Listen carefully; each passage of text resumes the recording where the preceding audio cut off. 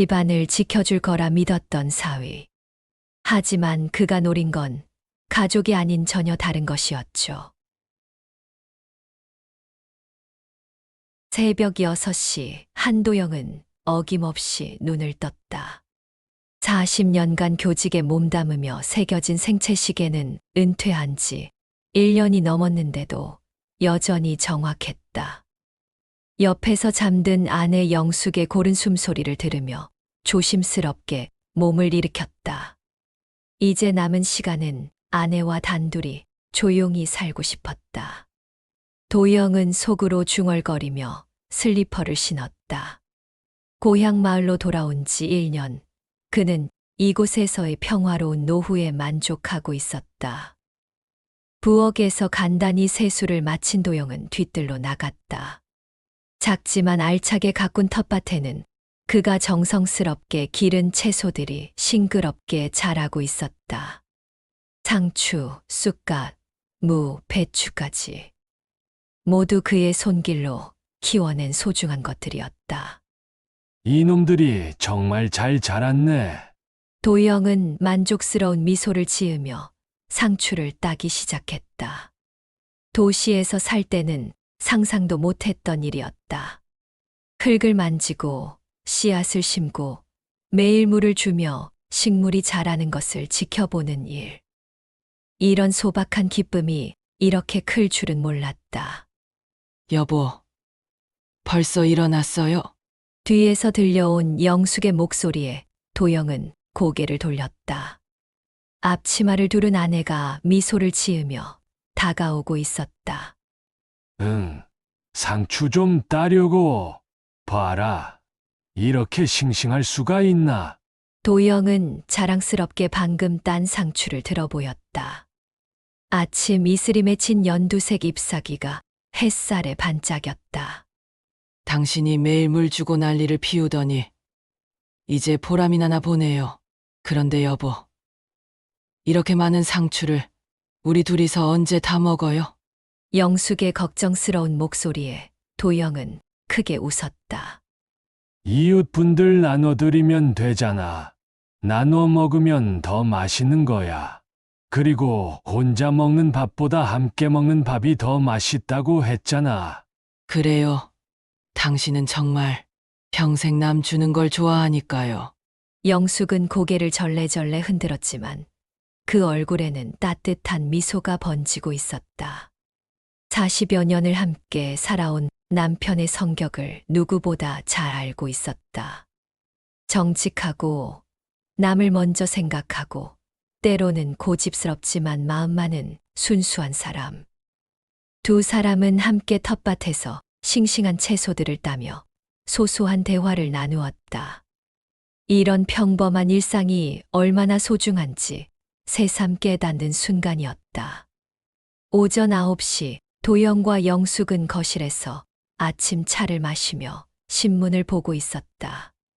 벽에는 도영의 교사 시절 사진들과 감사장이 가지런히 걸려 있었다. 모범교사상, 공로패, 정년퇴직 기념사진까지. 그의 삶의 흔적들이 고스란히 남아 있었다. 요즘 세상이 어떻게 돌아가는지 모르겠어. 도영이 신문을 보며 한숨을 내쉬었다. 사기치고, 속이고, 옛날엔 이렇지 않았는데. 당신은 너무 정직해서 그래요. 세상이 변했어도 당신은 그대로니까. 영숙이 차를 우리며 말했다. 변할 수 없어. 평생 그렇게 살아왔는데, 이제 와서 변하면 그게 나야. 학생들한테도 항상 그랬잖아. 정직하게 살아라. 떳떳하게 살아라 하고. 도영의 목소리에는 확신이 담겨 있었다. 그에게 정직은 단순한 덕목이 아니라 삶의 철칙이었다. 그것은 교사로서의 신념이기도 했고, 한 사람의 인간으로서 지켜온 원칙이기도 했다. 그래서 당신을 사랑하는 거예요. 영숙이 따뜻하게 미소 지었다. 바로 그 순간 현관 쪽에서 자동차 소리가 들려왔다. 이른 시간에 누가 올까?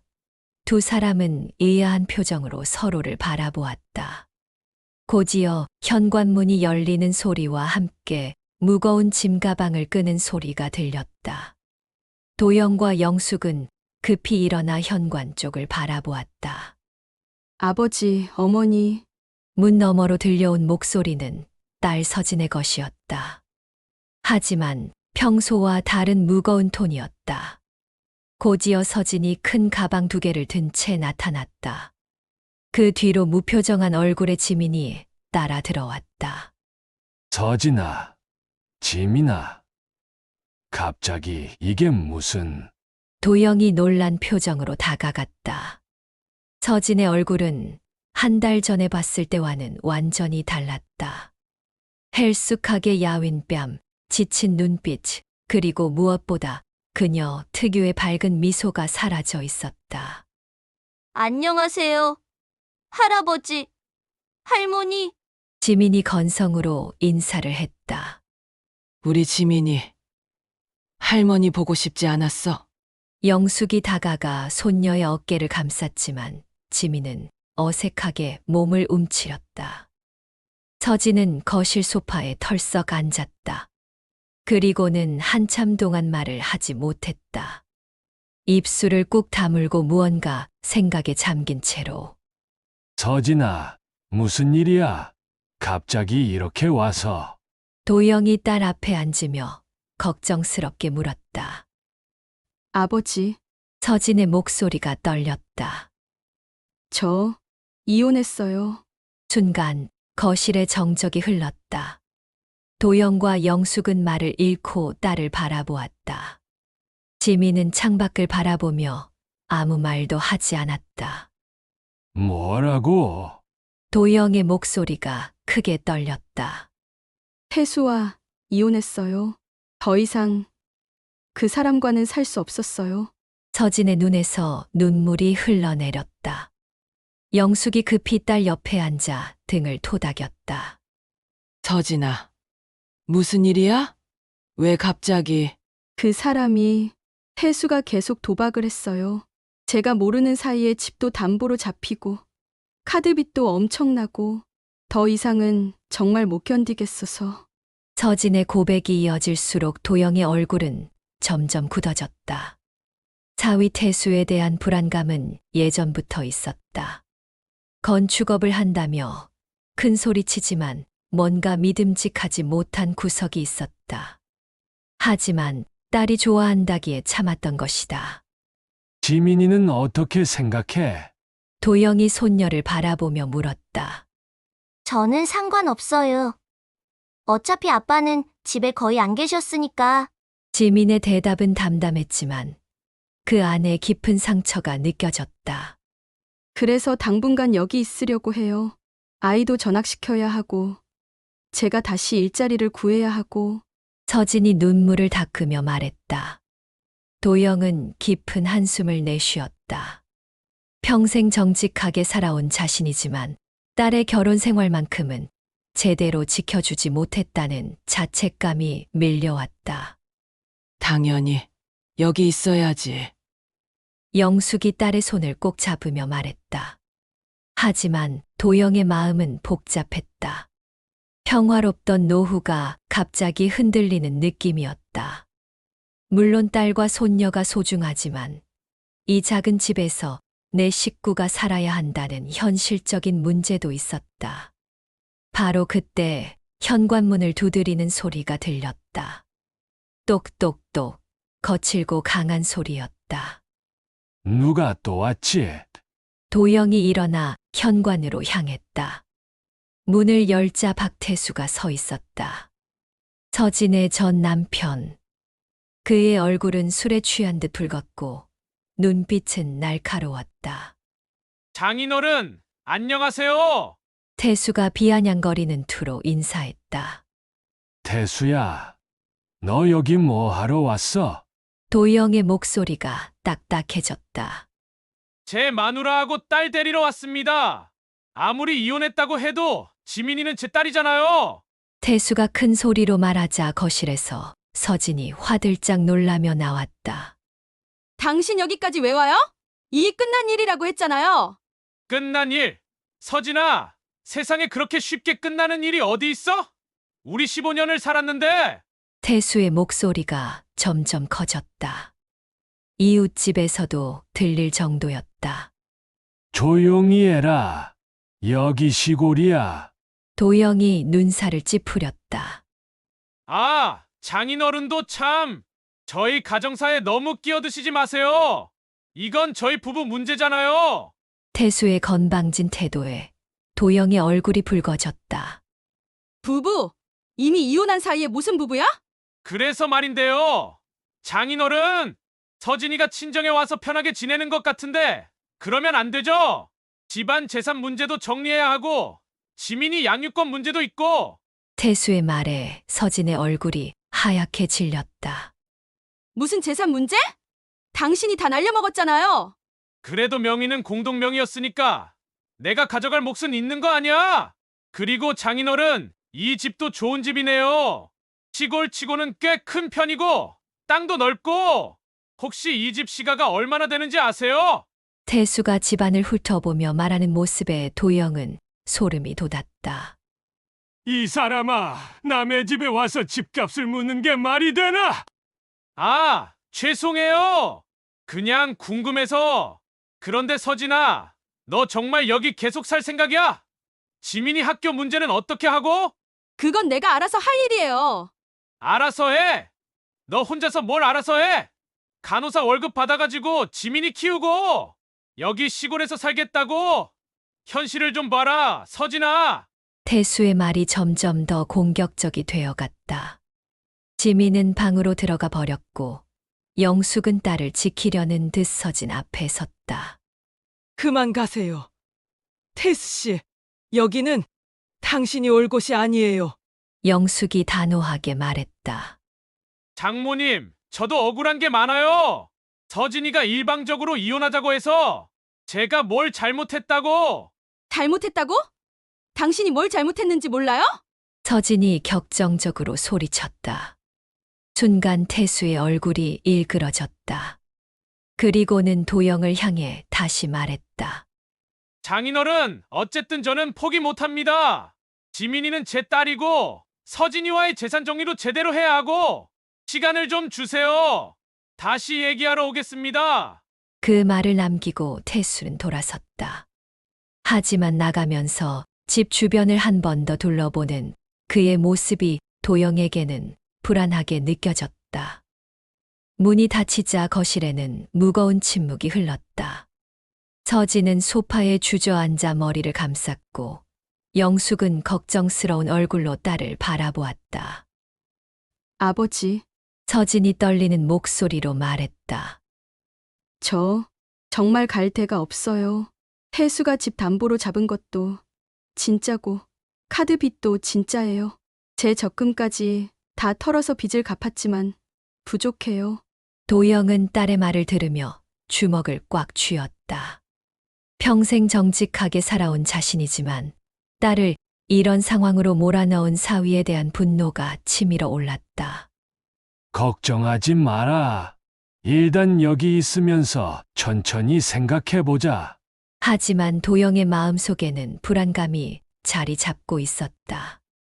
태수의 그 탐욕스러운 눈빛, 집을 훑어보던 모습, 그리고 재산 문제를 거론했던 말들. 뭔가 단순하지 않은 일이 벌어질 것 같은 예감이 들었다. 저녁 무렵, 내 식구는 함께 저녁을 먹었지만 분위기는 어색했다. 지민은 거의 말을 하지 않았고 서진은 계속 한숨만 쉬었다. 지민아, 할아버지가 기른 상추야. 맛있지? 도영이 손녀에게 말을 걸었다. 네. 맛있어요. 지민의 대답은 여전히 무뚝뚝했다. 그날 밤 도영은 잠들지 못하고 뒤척였다. 옆에서 자는 아내의 고른 숨소리를 들으며 생각에 잠겼다. 평생 정직하게 살아온 자신이지만 가족을 지키는 일은 왜 이렇게 어려운 걸까? 그리고 태수가 노린다는 것은 대체 무엇일까? 창밖으로 보이는 달빛이 유난히 차가웠다. 평화롭던 노후가 흔들리기 시작하는 첫날 밤이었다. 다음 날 아침 도영은 평소보다 일찍 일어났다. 어젯밤 잠을 제대로 이루지 못했던 탓이었다. 조용히 집을 나와 마을 입구에 있는 정자로 향했다. 이른 시간이라 그런지 정자에는 아무도 없었다. 정자에 앉아 마을을 내려다보니 마음이 조금 편해졌다. 푸른 산과 논밭, 그리고 옹기종기 모여있는 집들. 이곳으로 돌아온 지 1년, 이 풍경을 보면서 얼마나 많은 위안을 받았던가. 도영이 벌써 나왔네. 뒤에서 들려온 목소리에 도영이 고개를 돌렸다. 마을 이장인 김순칠이 지팡이를 짚고 올라오고 있었다.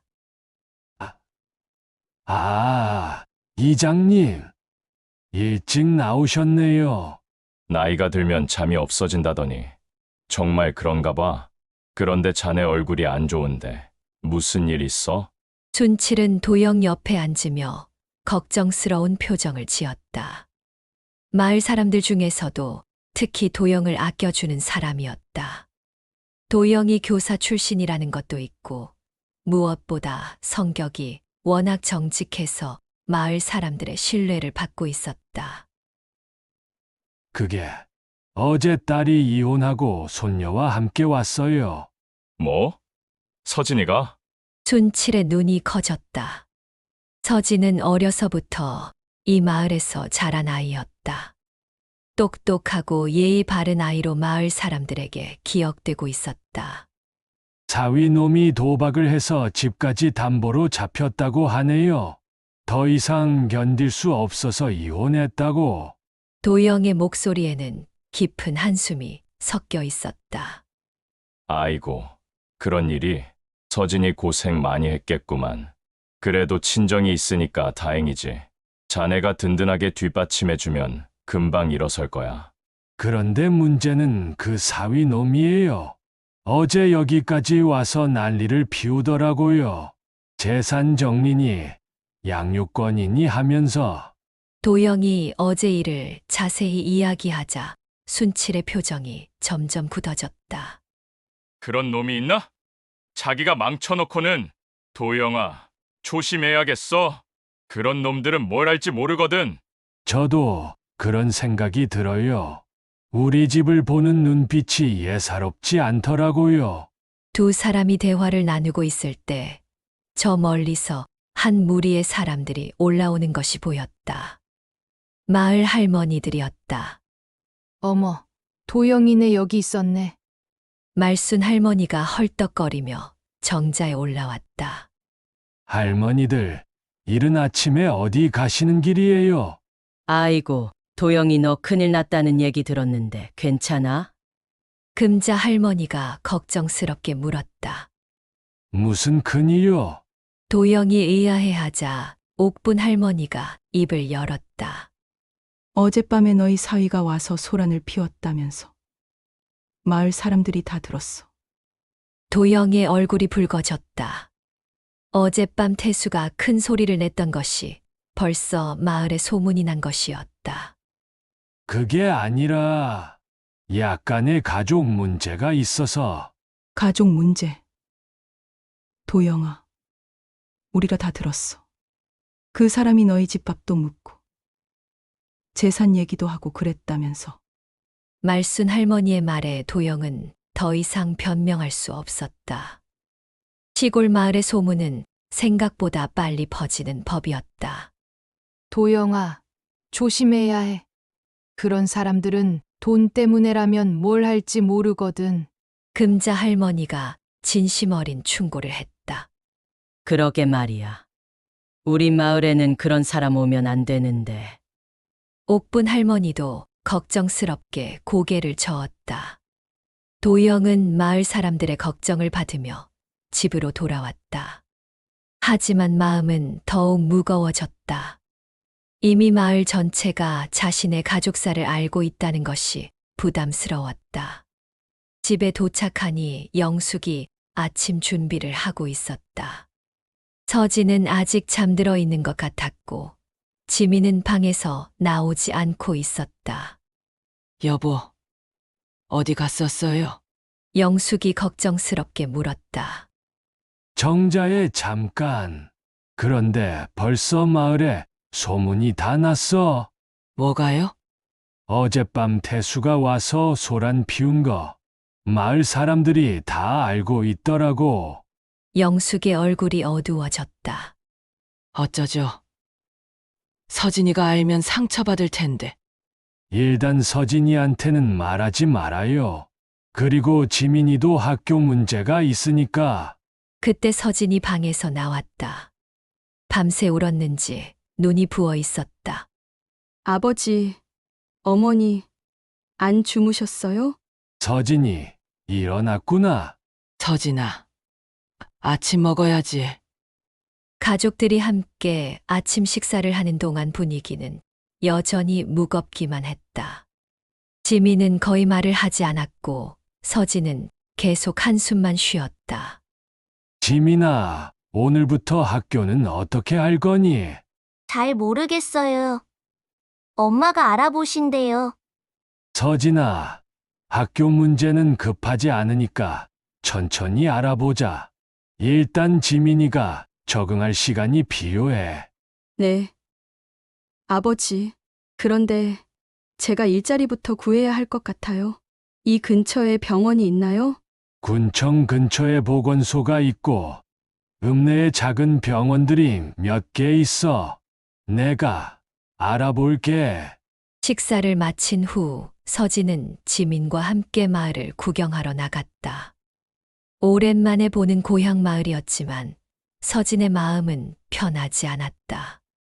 지민아, 여기가 엄마가 어렸을 때 살던 곳이야. 저 개울에서 놀고, 저 산에서 도토리도 주웠지. 시골은 별로예요. 너무 심심해요.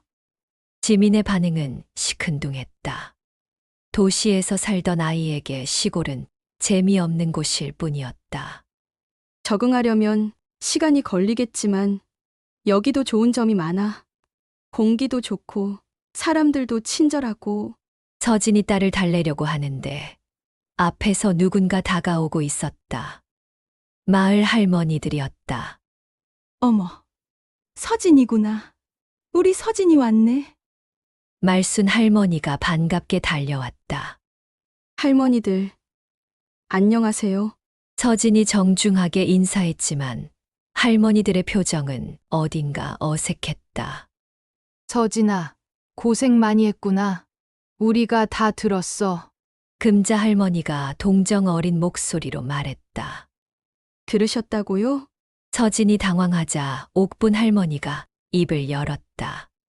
어젯밤에 내 남편이 와서 소란을 피웠다면서 마을 사람들이 다 들었단다.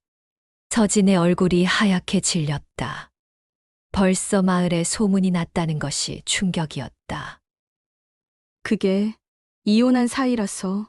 아이고, 그런 일이 있었구나. 그래도 서진아, 너는 우리가 어려서부터 봐온 착한 아이니까 걱정하지 마. 무슨 일이 있어도 우리가 도와줄게. 말순 할머니의 따뜻한 말에 서진의 눈에 눈물이 맺혔다. 감사해요. 할머니, 그런데 서진아, 조심해야 해. 그런 사람들은 돈 때문에라면 뭘 할지 모르거든. 특히 내 아버지가 너무 착하시니까. 금자 할머니의 걱정스러운 말에 서진은 더욱 불안해졌다. 할머니들과 헤어진 후 서진과 지민은 마을을 돌아보았다. 하지만 마을 곳곳에서 만나는 사람들의 시선이 부담스러웠다. 모두들 서진의 사정을 알고 있는 듯한 표정이었다. 엄마, 사람들이 우리를 자꾸 쳐다봐요. 지민이 불편해하며 말했다. 괜찮아. 시간이 지나면 괜찮아질 거야. 서진은 딸을 위로했지만 자신도 마음이 편하지 않았다. 고향에 돌아왔지만 예전 같은 편안함은 찾을 수 없었다. 오후가 되자 도영은 읍내에 일을 보러 나갔다. 서진의 일자리를 알아보고 지민의 전학 문제도 상담받으려는 것이었다. 하지만 읍내에서도 상황은 마찬가지였다. 아, 한 선생님. 오랜만이에요. 읍내 병원에서 만난 병원장이 반갑게 인사했다. 도영이 교사로 재직할 때 알고 지낸 사람이었다. 그런데 선생님 따님이 이혼했다면서요? 소문이 벌써 여기까지 났어요. 도영은 깜짝 놀랐다. 시골 마을의 소문이 읍내까지 퍼진 것이었다. 그게 좀 복잡한 사정이 있어서 그래도 선생님 따님이니까 걱정 마세요. 능력도 있으실 테고. 그런데 전 남편분이 문제라면서요? 재산을 노린다는 얘기가. 병원장의 말에 도영의 얼굴이 굳어졌다. 소문이 이렇게 빨리, 이렇게 자세하게 퍼질 줄은 몰랐다. 소문이 너무 과장된 것 같은데요. 아, 죄송해요. 그냥 걱정돼서. 어쨌든 따님 일자리 문제는 저희가 도와드릴게요. 읍내에서 보리를 마치고 집으로 돌아오는 길에 도영은 깊은 고민에 빠졌다. 소문이 이렇게 빨리 퍼진다면 서진과 지민이 얼마나 힘들어할까. 그리고 태수가 이런 상황을 알게 된다면 어떤 일이 벌어질까. 집에 도착하니 서진이 울고 있었다. 서진아, 왜 우는 거야? 아버지, 제가 여기 오면서 아버지한테 피해만 끼치는 것 같아요. 마을 사람들이 다 우리 얘기를 하고 있어요. 그런 건 신경 쓰지 마. 시간이 지나면 괜찮아질 거야. 하지만 도영 자신도 확신이 서지 않았다. 평생 조용히 살아온 자신에게 이런 일이 부담스럽기는 마찬가지였다. 저녁 시간, 가족들이 함께 저녁을 먹고 있을 때였다. 갑자기 현관문을 두드리는 소리가 들렸다. 이번에는 어제보다 더 거친 소리였다. 또 태수인가? 영숙이 걱정스럽게 중얼거렸다. 도영이 문을 열자 역시 태수가 서 있었다. 하지만 어제와는 달리 누군가와 함께 왔었다. 건장한 체격의 남자 둘이 태수 뒤에 서 있었다. 장인어른, 안녕하세요. 어제 얘기했던 일로 왔습니다. 태수의 목소리는 어제보다 더 건방졌다. 태수야, 뒤에 있는 사람들은 누구야? 아, 제 친구들이에요. 증인이 필요해서 데려왔습니다. 증인이라는 말에 도영은 불안함을 느꼈다. 무슨 증인? 서진이와의 재산 분할 문제 때문인데요. 서진아, 나와서 얘기 좀 하자. 태수가 큰 소리로 서진을 불렀다. 서진이 떨리는 다리로 현관에 나왔다. 당신 또 왜 왔어요? 이 끝난 일이라고 했잖아요. 끝난 일. 서진아, 우리가 같이 산 집은 어떻게 되는 거야? 그리고 지민이 양육비는? 집은 당신이 담보로 잡았잖아요. 양육비는 제가 알아서 해요. 알아서 해. 너 혼자 어떻게 알아서 해?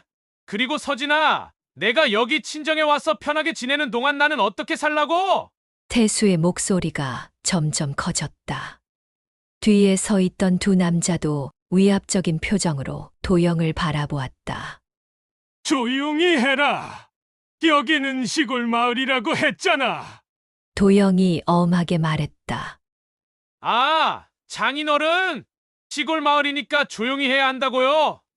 그런데 장인어른 집은 정말 좋네요. 이런 집에서 살면서 서진이가 저한테는 돈 한 푼 안 준다고 하면 말이 되겠어요?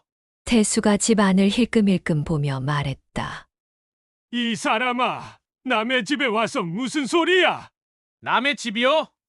서진이도 이 집 딸인데 남의 집이에요? 그리고 지민이도 이 집 손녀고요. 그럼 저도 이 집과 관계가 있는 거 아닙니까?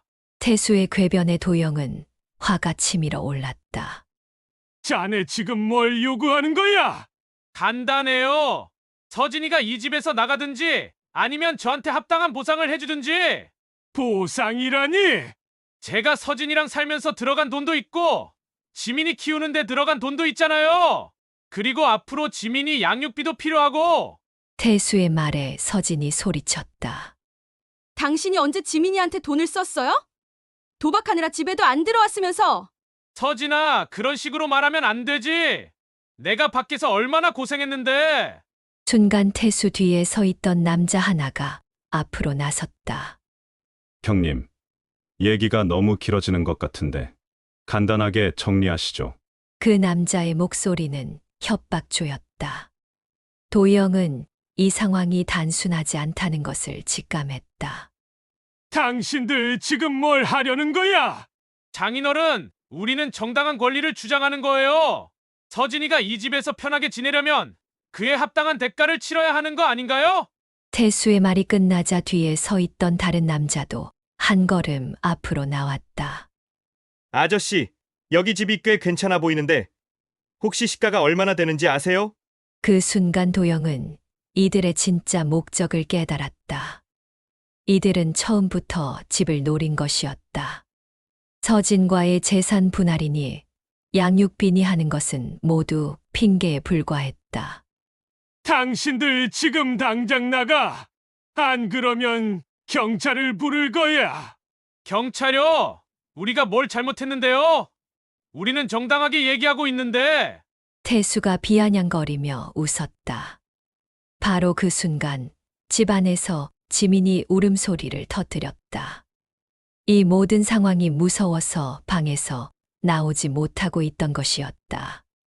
지민아, 서진이 집 안으로 뛰어들어갔다. 봐요.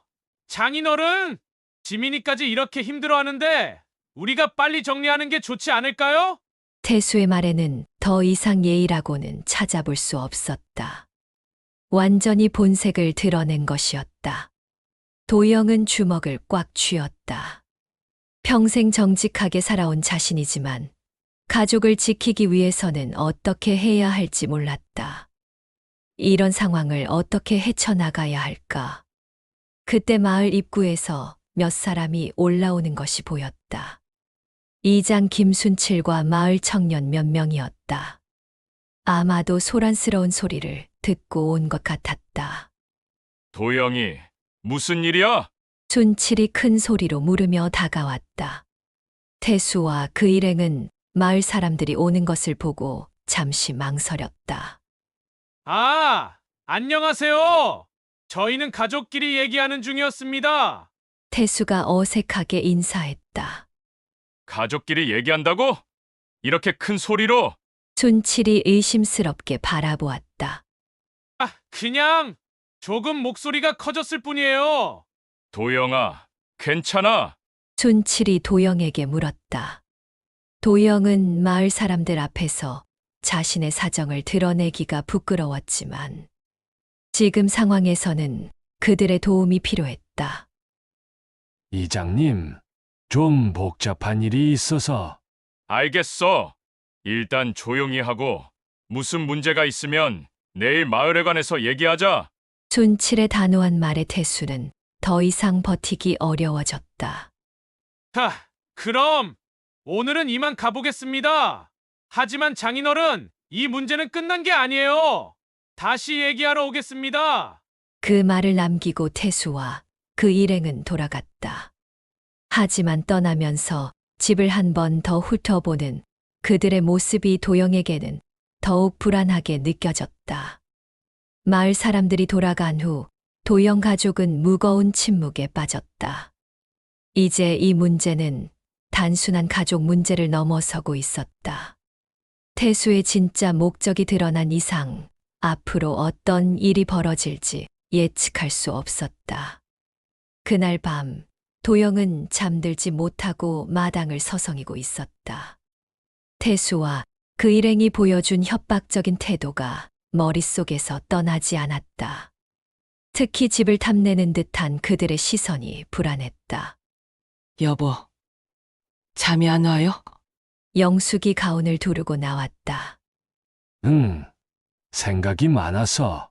영수가, 우리가 너무 안일했나? 뭐려? 서진이 문제 말이야.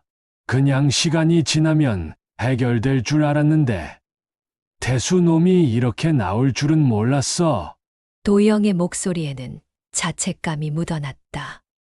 평생 정직하게만 살아온 자신이지만 세상의 아기에 대해서는 너무 순진했던 것 같았다. 우리가 어떻게 그런 사람인 줄 알았겠어요. 하지만 이제라도 대비해야죠. 대비라. 뭘 어떻게 대비해야 할지 모르겠어. 법적으로는 이미 이혼한 사이니까 태수가 우리한테 뭘 요구할 권리는 없는데 저런 식으로 나오면 도영이 한숨을 내쉬었다. 교사로 살아온 평생 동안 이런 복잡한 문제를 겪어본 적이 없었다. 여보, 내일 이장님하고 상의해봐요. 마을 사람들도 우리를 걱정해 주시니까. 그래야겠어. 혼자서는 해결할 수 없을 것 같아. 다음 날 아침 도영은 일찍 마을회관으로 향했다. 이장과 약속이 있었다. 마을회관에 도착하니 이장뿐만 아니라 마을의 원로들 몇 명이 더 나와 있었다. 도영아, 어서 와. 어젯밤 일 때문에 마을 사람들이 걱정이 많아. 춘칠이 도영을 맞으며 말했다. 죄송합니다. 제 가족사 때문에 마을의 소란을 피워서. 무슨 소리야? 우리가 남이야. 서로 도우며 사는 게 당연한 거지. 마을 원로 중 한 명인 최덕수 어르신이 따뜻하게 말했다. 그런데 도영아, 그 사위가 정확히 뭘 원하는 거야? 춘칠이 물었다. 도영은 어제까지의 상황을 자세히 설명했다.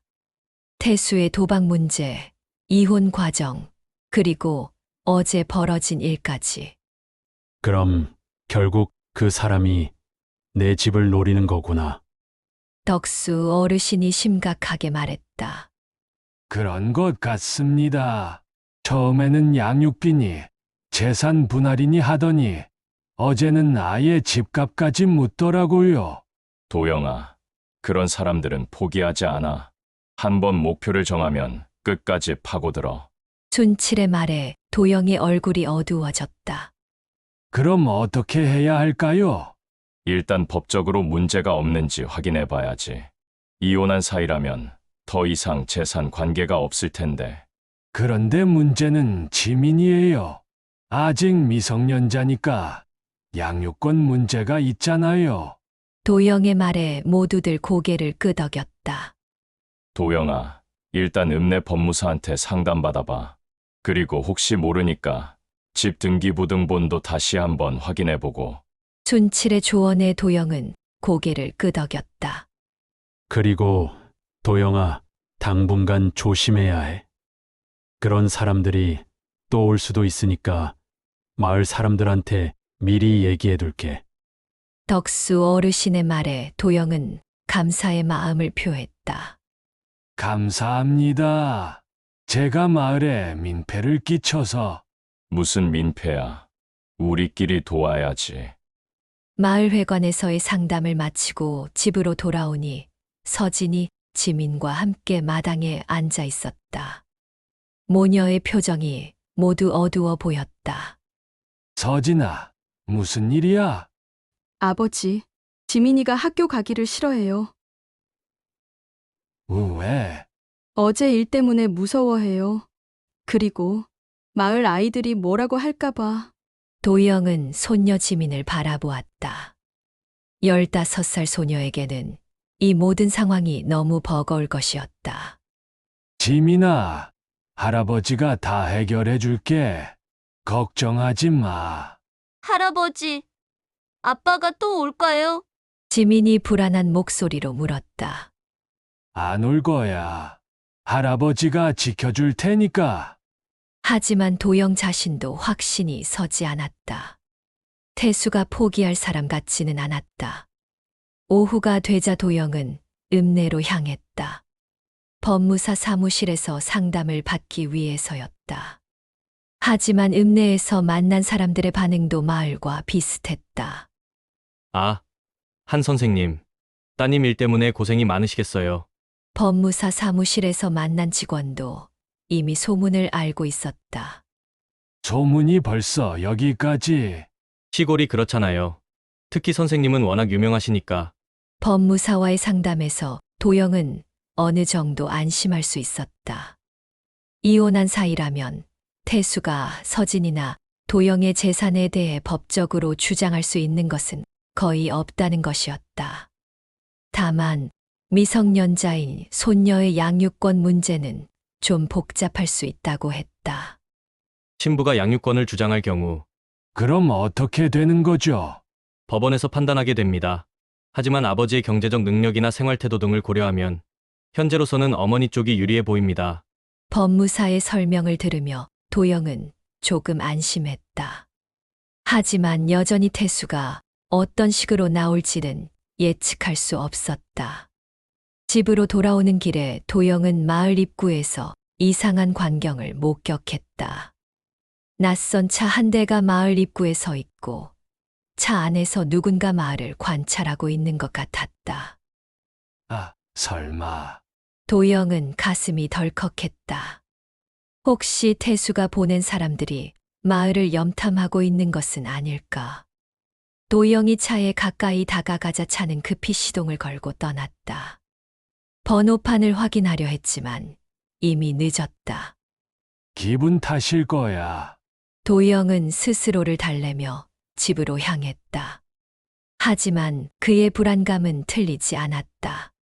그날 저녁 마을 곳곳에서 이상한 일들이 벌어지기 시작했다. 먼저 마을이장 집에 익명의 전화가 걸려왔다. 여보세요? 이장님이세요? 한도영 씨 일 때문에 전화드렸는데요. 누구세요? 그냥 걱정돼서 전화드리는데 한도영 씨가 사위한테 거짓말을 하고 있는 것 같아요. 무슨 소리입니까? 그 집이 생각보다 재산이 많은데 사위한테는 없다고 거짓말을 하고 있대요. 그리고 딸도 사실은 바람을 피워서 이혼한 거라고. 이 사람아, 그런 헛소리를. 춘칠이 화를 내며 전화를 끊었지만 찜찜한 기분은 가시지 않았다. 비슷한 시간 마을의 다른 몇 집에도 익명의 전화들이 걸려왔다. 모두 도영 가족에 대한 악의적인 소문을 퍼뜨리는 내용이었다. 박말순 할머니 집에도 전화가 왔다. 할머니, 한도영 씨 딸이 사실은 남편 돈을 훔쳐서 도망친 거래요. 무슨 소리야? 우리 서진이가 그럴 아이가 아니야. 그런데 그 남편이 증거를 가지고 있다고 해요. 조심하세요. 할머니. 이런 전화들이 마을 여러 집에 걸려오면서 마을 사람들 사이에 혼란이 일기 시작했다. 그 다음 날 아침 도영이 텃밭에 나가보니 믿을 수 없는 광경이 펼쳐져 있었다. 그토록 정성스럽게 기른 채소들이 모두 짓밟혀 있었다. 상추, 쑥갓, 무, 배추까지. 모든 것이 엉망이 되어 있었다. 이게 뭐야? 도영은 망연자실했다. 소리를 듣고 나온 영숙과 서진도 그 광경을 보고는 말을 잃었다. 아버지, 누가 이런 짓을... 서진이 떨리는 목소리로 말했다. 태수 짓이야. 틀림없어. 도영의 목소리에는 분노가 섞여 있었다. 하지만 증거는 없었다. 누가 했는지 확실히 알 수는 없었다. 경찰에 신고해야 하나? 서진이 물었다. 증거가 없어서. 그리고 이런 일로 경찰을 부르면 마을에 또 소문이 날 거야. 도영은 고민에 빠졌다. 신고를 하자니 마을에 소란이 일 것 같고 가만히 있자니 계속 이런 일이 반복될 것 같았다. 그날 오전 마을 회관에서 긴급회의가 열렸다. 어젯밤 여러 집에 걸려온 익명의 전화들 때문이었다. 이장님, 정말 이상해요. 누가 우리 마을 사람들한테 이런 전화를 걸었을까요? 금자 할머니가 걱정스럽게 말했다. 분명히 태수 놈이 배후에 있을 거야. 도영이를 고립시키려는 작전인 것 같아. 춘칠의 말에 모두들 고개를 끄덕였다. 그런데 전화 내용이 너무 구체적이에요.